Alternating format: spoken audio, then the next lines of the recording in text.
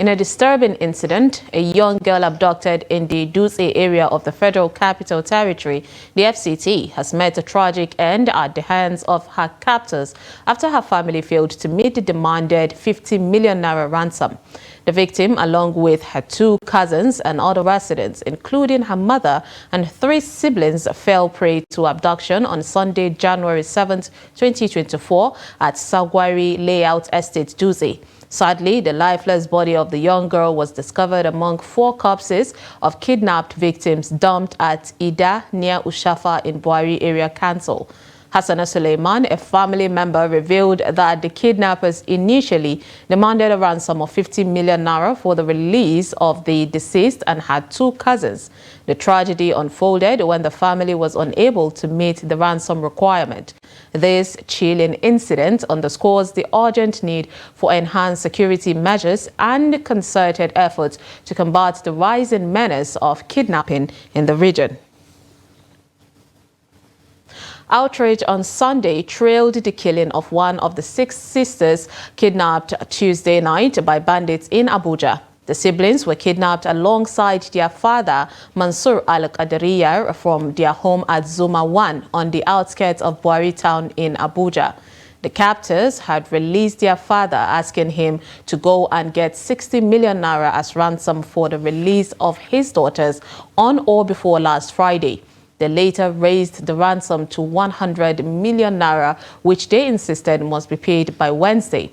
One of the victims, Nabiha al-Qadariyar, a 400-level student of biological science, Ahmadu Bello University, the ABU Zaria, was killed by the bandits on Friday, while her 5 sisters, including Najiba, a 500-level quantity surveying student, and Nadira, 300-level zoology student, are still in captivity. An uncle of the victims, who simply identified himself as Sharif Din, called on the federal government to rescue the remaining 5 sisters and all other captives still in kidnappers' den. Earlier, we spoke to Abdul Karim Momini, Daily Trust correspondent in Kwara State, via Zoom, or via phone call rather, on developments around the incident. Take a listen. For now, it has been a really traumatizing period for the family. Although as being Muslims, they somehow accepted it as a fate from God. The 5 daughters, like it has been widely reported, the 5 of them are siblings of the same of Alhaji Mansur al-Qadariyar. Now, the 3 that are the 3 daughters that seem to be very prominent in the media. The other 2 daughters, the last 2 daughters, I think they are twin daughters, Habiba and Hanisa. The thing is not who is the foreign level biological of ABU. Now, and she is the first daughter, the second daughter, 2 years old. The family has been trying to also see if they can reach the additional fund. Though we heard that some help has been coming. People like this Pantami, the flood insurance has also tried adding voice to the situation. And also, I think we learned that the state government is also trying to do something about the release. But now the family is what was discussed with the uncle yesterday. This Sheikh Din was saying that initially they were trying to hide it from the patriarch of the family is the chief imam of Ansar Islam, Din in Nigeria, in Ilorin. And initially they were trying to hide the enemy from him. But when he heard that, but somehow he got to know, and was saying that he was even asking, have they killed the 5 of them?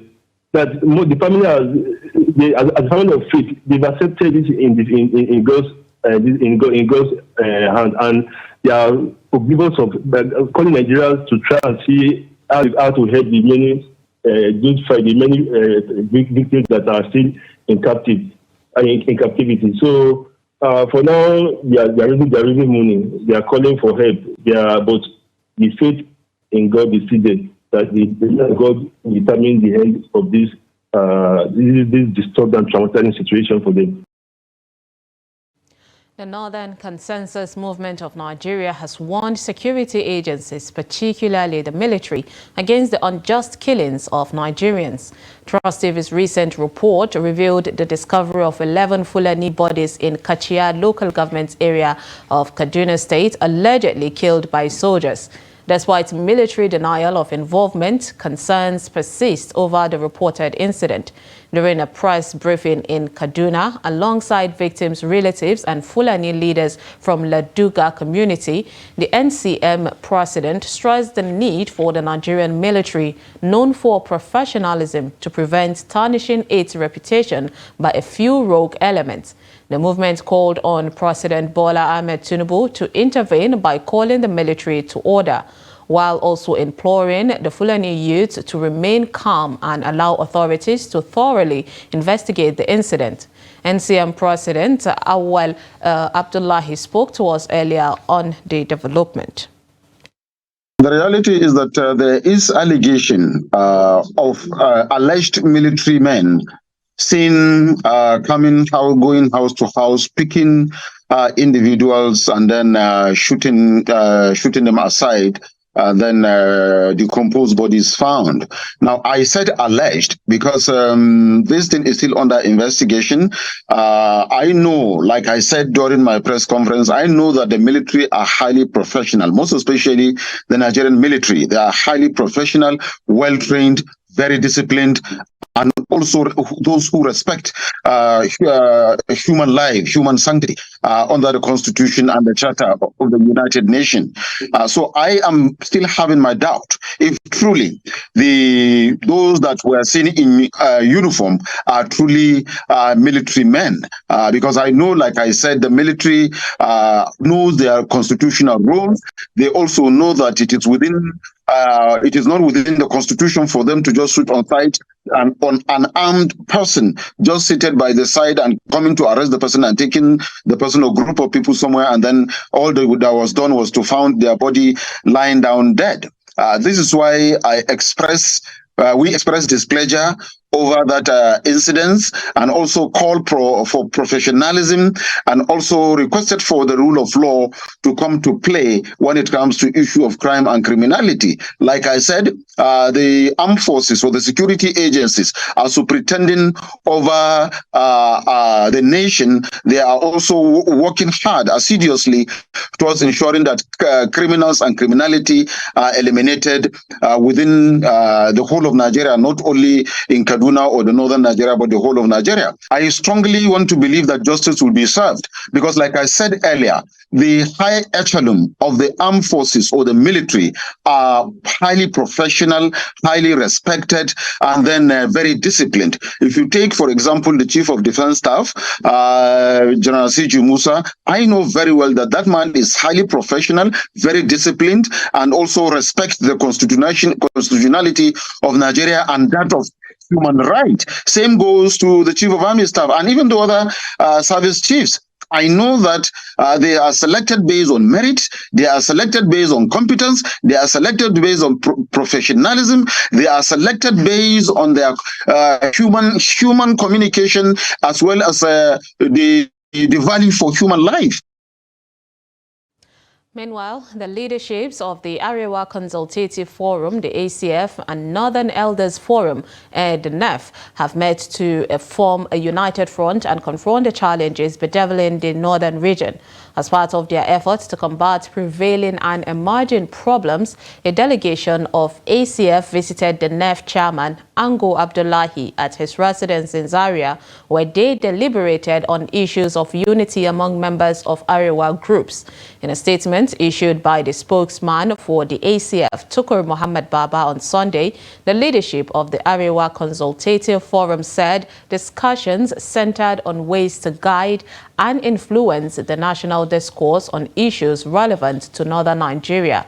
He said it is to enable the region overcome its varied existential challenges and ultimately regain its unity. President Bola Ahmed Tinubu performed the wreath-laying ceremony with other dignitaries to mark the 2024 Armed Forces Remembrance Day celebration in Abuja. All services chiefs, led by the Chief of Defense Staff, General Christopher Musa, and heads of other security agencies, amongst others, also took part in the ceremony. The program, which is organized yearly to commemorate Nigeria's fallen heroes, also witnessed other activities such as prayers, gun salutes, and the releasing of pigeons at the National Arcade, Eagle Square, Abuja. In attendance to witness this ceremony were members of the Federal Executive Council, the members of the Diplomatic Corps, and other dignitaries. Across the country, state governors and other dignitaries also performed several rites to mark the day. The wreath-laying ceremony involves the placing of flowers at the memorial site. In the military, this is done at the tomb of the unknown soldier, and this solemn ritual has continued to be observed globally till date. Distinguished guests, ladies and gentlemen, please happy viewing.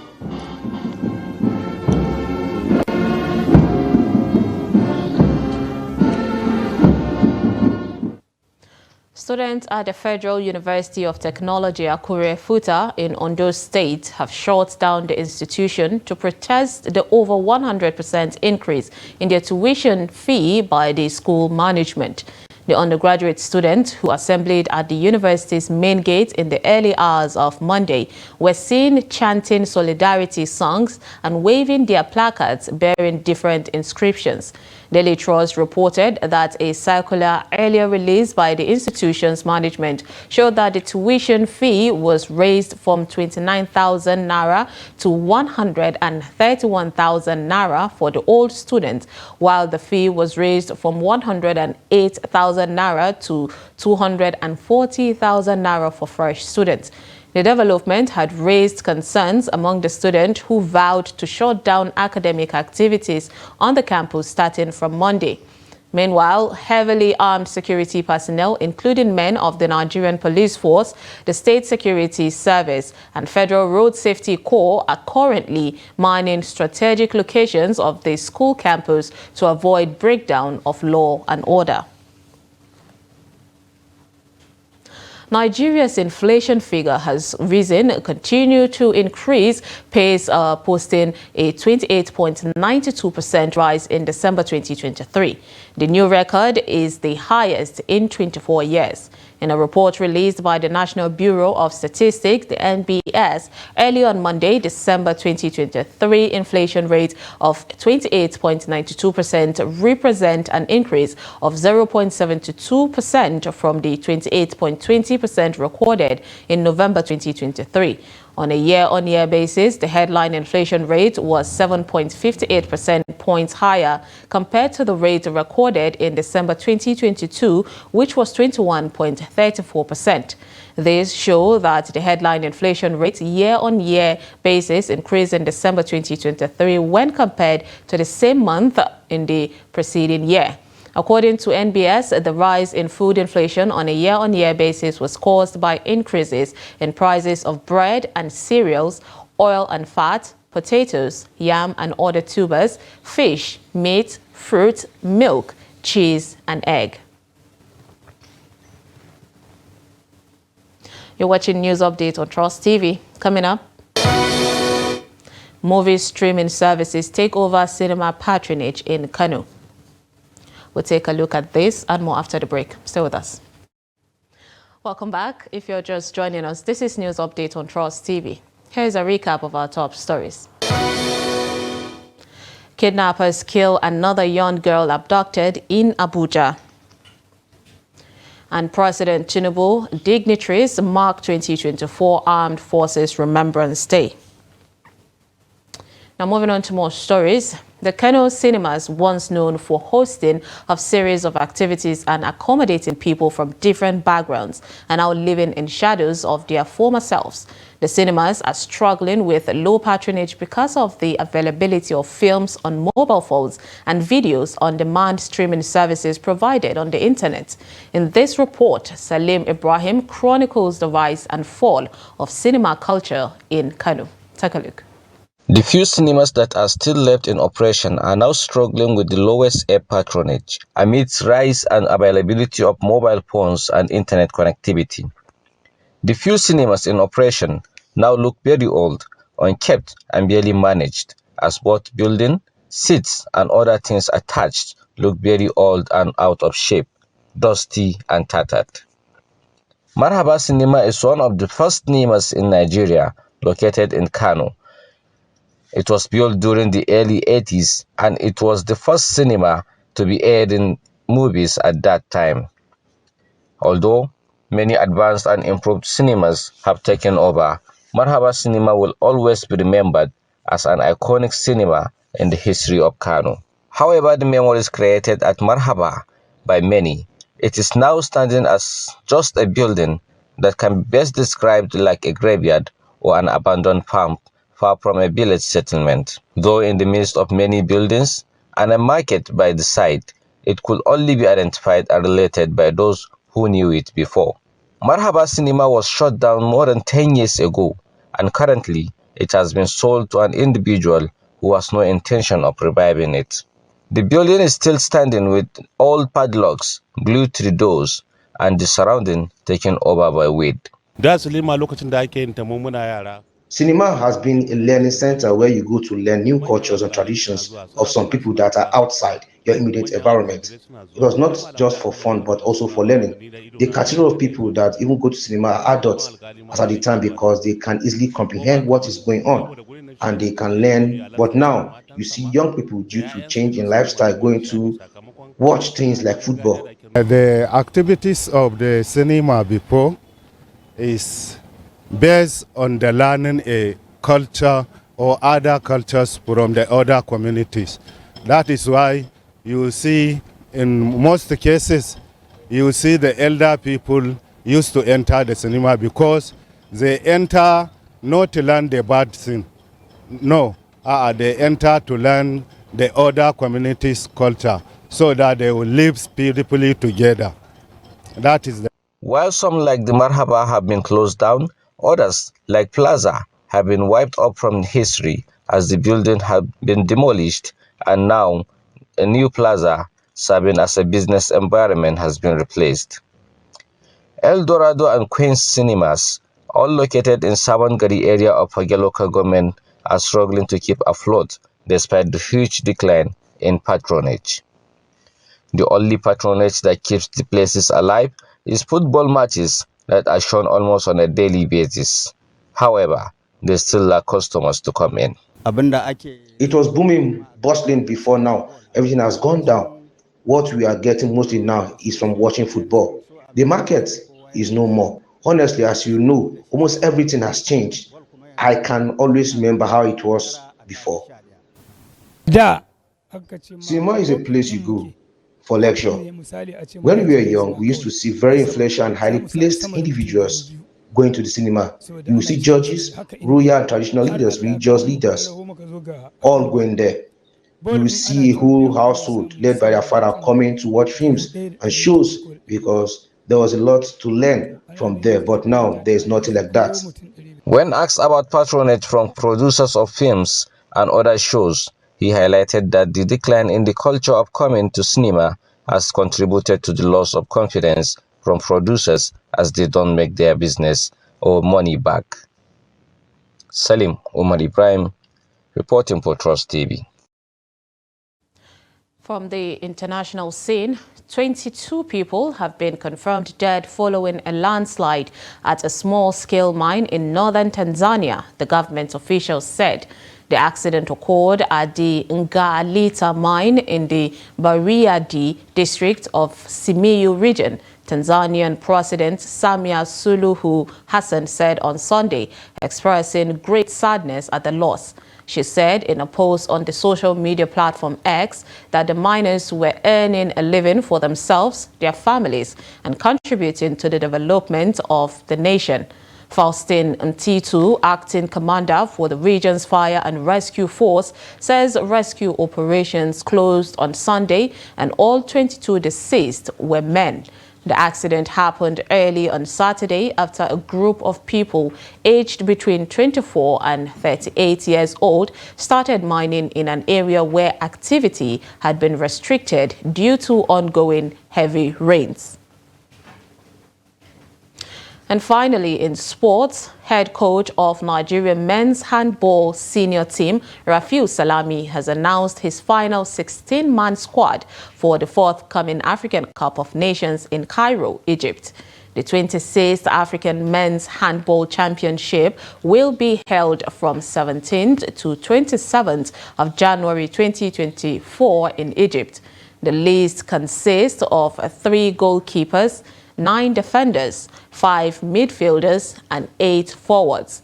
The Golden Arrows will kick off their quest and will take on Angola on Wednesday, 17th January, in their first match of Group D, before further clashes with Tunisia on January 19th and Kenya on January 21st. And with that, we wrap up News Update on Trust TV. Do not forget to follow us across all our social media platforms and join our YouTube live stream for more news programs and documentaries. I am Sumaya Abubakar. Thanks for watching.